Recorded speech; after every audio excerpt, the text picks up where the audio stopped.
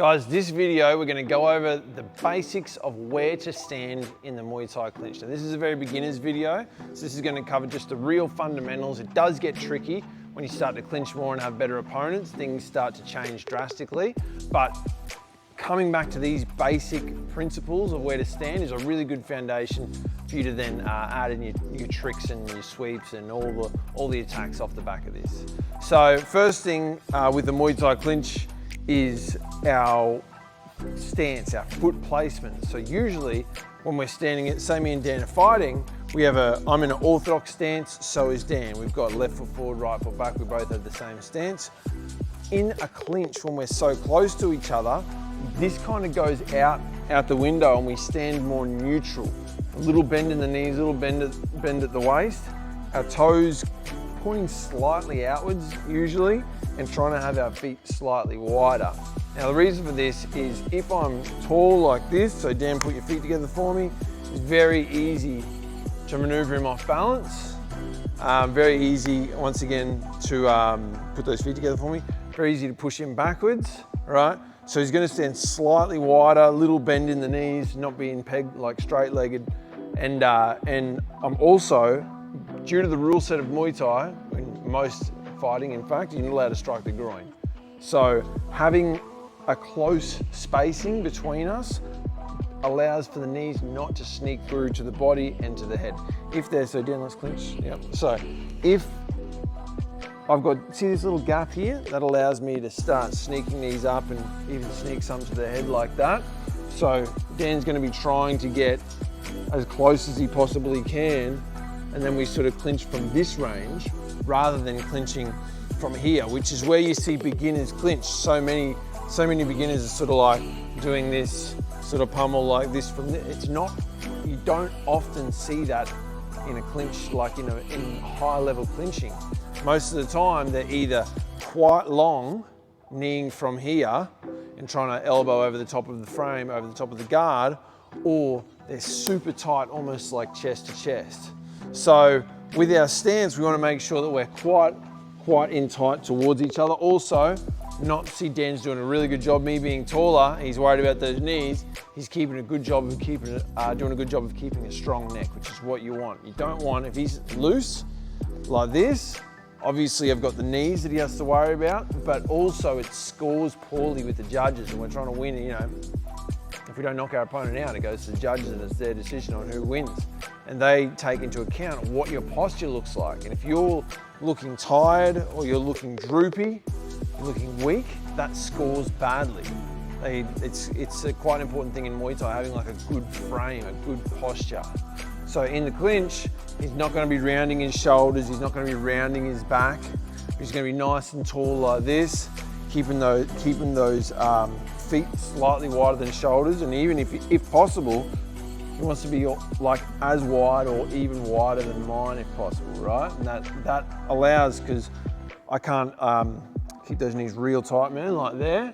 That makes it hard for me to get those knees around those legs. Like I have to come and bring it slapping there, which scores, but it's nowhere near as hard as a knee that drives up the middle. See that, I broke his posture, able to drive that knee up the center. That's a great knee for me. It hurts Dan a lot, all right? So another thing that we want, another reason why we don't want to have 1 foot forward, 1 foot back, is it allows easy access for me to like start bumping that knee on the inside or even tripping around the outside like that. So having that foot out exposed, 1 foot forward, it allows me to also like start to move around to the side, start to get an angle on him. In the clinch, we don't want to cover this too much, but a good position to be in is if I can get around the side of Dan, stand this side for me, mate. If I can get around the side of Dan where he's in the middle of me, he's in my center, but I'm not in his. So if I can get to like here, this is great. See, Dan's not looking at me, but I'm looking at Dan, and I'm able to start working my clinch from there, start using my nice frame, start maneuvering him. That's a good position. Even working further around towards the back. In the clinch, you never want to give up your back. That's a really, really good scoring position for your opponents and never give you back.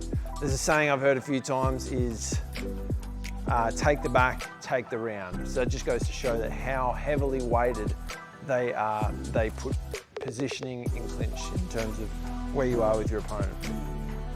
So in this match between Pechbrinchu and Sainchai, you can see here, Sainchai is attempting to try and get a slight angle around Pechbrinchu. See, as he moves around there, let's go back here. Sainchai pummels for an underhook here, to try and get past Pechbrinchu's frame. He then looks to try and get this left leg on the outside so that Pechbrinchu is in the center of Sainchai, but Sainchai is not in front of Pechbrinchu anymore. You can see there, Sainchai's got his leg around the leg and he's working his way around the back there, which also pulls him out of danger of that knee. See, Pechbrinchu threw the knee, but it really didn't have much power on it because Sainchai was further away from it. He wasn't close to it. This knee is a dangerous knee. This knee here, his right knee in this instance, it's not as dangerous. It's too close. He wouldn't get as much power. He could land it, but it wouldn't be as devastating of a blow. Pechbrinchu then manages to square it back up and gets Sainchai back in front of him. And as you notice here, Sainchai just leaning in a little bit right up until that point where he's got the knee. See, because Sainchai's hunched over just that little bit, that creates enough room for Pechbrinchu to sneak a knee up the center. So his posture is just a little bit broken, which allowed Pechbrinchu just to sneak that knee up the middle and hit the midsection. Another thing that's worth addressing is a lot of these, or a lot of the things that you see work in a Muay Thai clinch may not work in MMA, may not work in wrestling.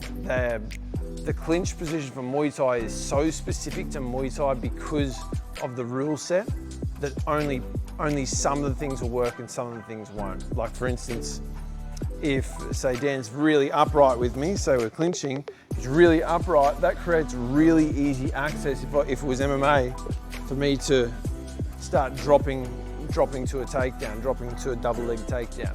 Now we don't have to worry about that in Muay Thai, so that's not an issue.